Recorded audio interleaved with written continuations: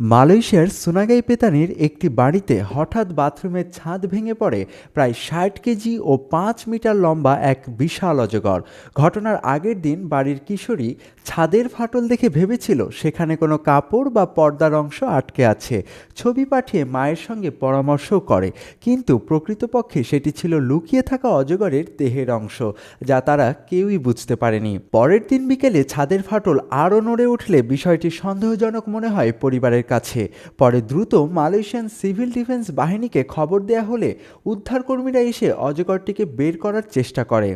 New state Times এই খবর দিয়েছে। উদ্ধার কাজ চলাকালে সাপটি প্রথমে ছাদের ভেতরে নড়াচড়া করছিল।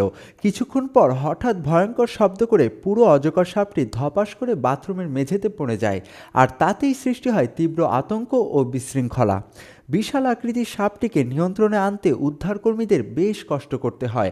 তারা ধারণা করছেন আশেপাশের জলাভূমি ও ঝোপঝাড় থেকে খাবারের খোঁজে সাপটি ছাদের একটি ফাঁক ধরে বাড়ির ভেতরে ঢুকে পড়েছিল। পুরো ঘটনার পর পরিবারটি এখনও আতঙ্ক কাটাতে পারেনি। তারা জানিয়েছেন ঘটনাটি না ঘটলে বুঝতেই পারতেন না যে এত বড় একটি সাপ তাদের মাথার উপরে লুকিয়েছিল। ভবিষ্যতে বাড়ির ছাদ ও আশপাশ নিয়মিত পর্যবেক্ষণ করার কথাও তারা জানিয়েছেন।